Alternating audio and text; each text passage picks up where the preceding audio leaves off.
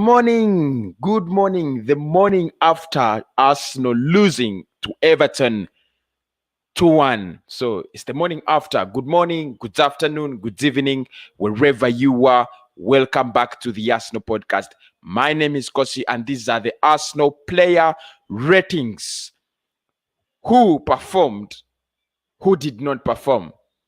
A glass of water. I'm just coming from bed, so I can't take hot things. I can't take. I'm just going to take a glass of water right now as we do the player ratings, guys. Thanks everybody who watched in yesterday, and thanks everybody who keeps on watching. Smash the like button, get your subscriptions in, and also your player ratings. We are going to be going through all the players. How much do you award the players? Start right away. Tell me, how much do you award these players? Ban Leno, how much do you give him? Ainsley Maitland-Niles, was he the better player yesterday? How much do you give Ainsley? Talk about all the players that were on the pitch yesterday.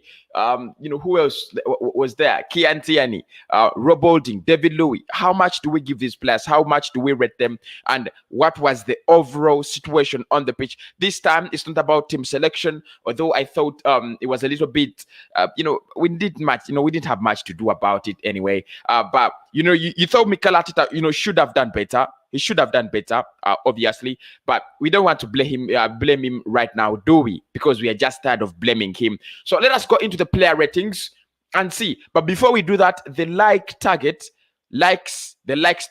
on this video is 200. We have been doing so well of recent. Please do not let me down. The likes target on this video is 200. As long as we can smash the 200 likes, we are in for it. So let's get into the player ratings right now. I start with Ban Leno. Yesterday, I don't want to say Leno was bad. Obviously, I don't want to say he was bad because he wasn't. But Leno was not one of those people, one of those players that I would say were, out of form. No, I wouldn't say that. He was a little bit out of position, I should say, on the second goal. He should have tried to save that. I mean, you're a world-class goalkeeper. This is what you do on a daily basis. You try to save the goals. You try to save your club from those atrocities that are going to happen. But I thought he didn't have a chance on the first goal. I don't really blame Leno for what happened. Obviously, I don't do. I don't blame him. I don't blame him for what happened. And I think everything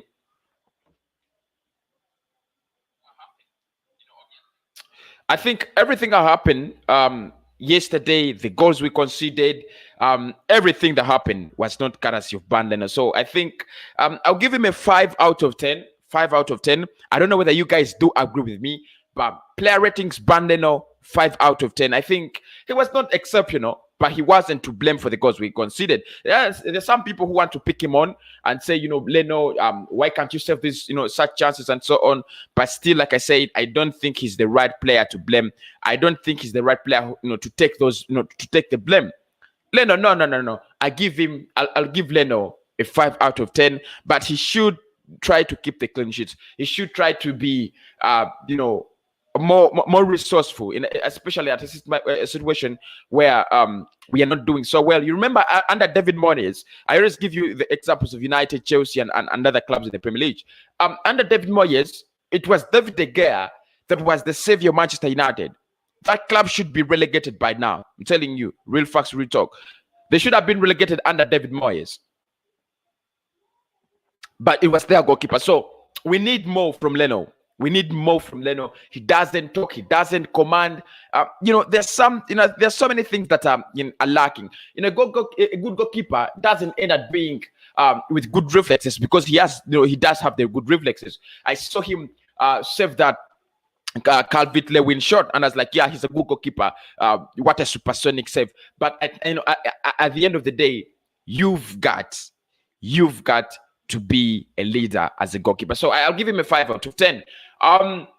Ainsley Maitland-Niles was the better player on that pitch. He was so good. He looked so good. Of course, he was not my man of the match. I'll give you my man of the match. He wasn't my man of the match like many people say.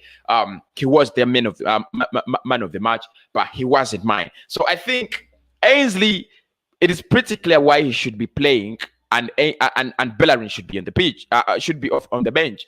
It's pretty clear. He's a kind of player that plays and you feel like you're confident. Yesterday, Defensive-wise, tick. Going up front, tick. Joining the midfield, tick. What else do you want? An assist or causing the penalty, tick. A complete game for Ainsley. I think he was, very, very brilliant. Very, very, very, very brilliant. So how much do you give Ainsley Maitland-Niles? I would want to know, how much do you give Ainsley Maitland-Niles? It means we are not going to see Hector Bellerin again. I loved it. I love this performance. I'll give Ainsley Maitland-Niles a 7 out of 10. I think his performance was just to that level where he thought he was the better player, of Arsenal yesterday. Then Kian Tierney, the crosses were okay. I didn't have any problems with the crosses. I brought in very good crosses yesterday. He looked on form. Of course, he has always been in shape. He has always been the better player at Arsenal. He has always been that good player that Arsenal has. Kian Tierney, always crossing the ball, running in, making runs in behind, the defense of Everton, making sure that, Bukayo Saka is on the run and releasing that ball at the right time, trying to set up Eddie Nketiah. I'm no longer fuming, but I'm telling you, Eddie, that should have been a goal. That should have been a goal at halftime. That should have been a goal. So how much should we give Kieran Tierney? How much should we give Kieran Tierney? He is one of the better players. Surely, he is one of the better players, of the best players at Arsenal. Yesterday, I'm going to give him a 7 out of 10 as well. I think he was a little bit still exceptional, a little bit exceptional, but not so exceptional. When we travel to the centre-back pairing, I'll start with David Luiz, who I thought was culpable enough not to give enough guidance and enough shield to Rob Holding. And I asked myself, if David Luiz is on the pitch, why the hell is Rob Holding captain? It just didn't make sense. To me, it just didn't make sense. But I think, all in all, these players, Rob Holding and David Luiz, did a tremendously bad job. Yerry Mina gets a free header, and you're telling me that Pepe has to mark Yerry Mina. Does Pepe have the attributes to mark Yerry Mina? Really? Seriously? Is it Pepe to mark out Yerry Mina? He is their most dangerous player in the air. He is their most deadly player in the air. Tallest player in Everton, and you tell me it is Nicola Pepe's responsibility to mark Yerry Mina. That was nonsense. That was real nonsense. Whoever said it, it was nonsense. It was Rob Holding, it was David Luiz. And Luiz, I think Luiz is meters shorter than Yerry Mina. It had to be Rob Holding, and that's why I do not agree. Rob Holding had an awful game. He had an awful evening.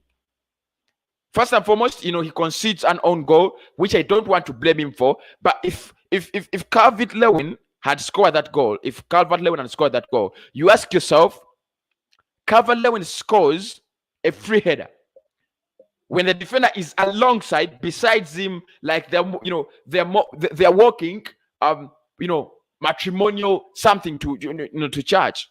That was bullshit. Real bullshit. So that was not good enough for Rob Holding. I'll give Rob Holding 3 out of 10. It cost us 2 goals. 3 out of 10. And I think this is another good thing for Bellerin not playing, because when Bellerin is on the pitch, we blame Bellerin and forget that Rob Holding is also awful. That is it.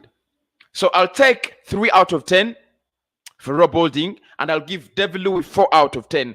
Literally, there was no leadership in that defense. There wasn't anything in that defense. It didn't look like Arsenal was trying to get somewhere in that game. It didn't look like that. It looked like Arsenal. No. David Luiz, I know you tried to bring that ball forward. Look out for Ainsley. Look out for Pepe. The long balls, but they were not even accurate enough. So no, David Luiz, I was not really impressed. I give him a 4 out of 5. Then, if we move closer now to the midfield, where I think much of the action happened. I'll start with Bukayo Saka, and I give him an 8 out of 10. Bukayo Saka, well done, my boy. He is always trying, shooting out of the box, shooting inside the box, creating chances, calling in box, calling in passes in the box. What else doesn't he do? What doesn't he do? What doesn't he do? Beautiful play from Bukayo Saka. Beautiful, beautiful play from Bukayo Saka. If you're going to rate Bukayo Saka, you're thinking about his age. How old is he? And how old are these frauds at Arsenal that he's playing with? That's the first thing. How old is he?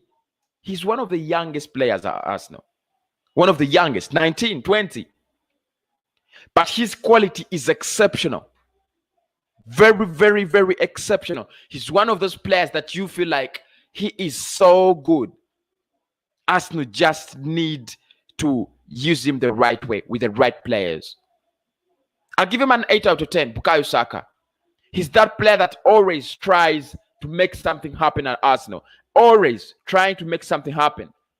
The rest of the players getting big wages. Willian, I don't know.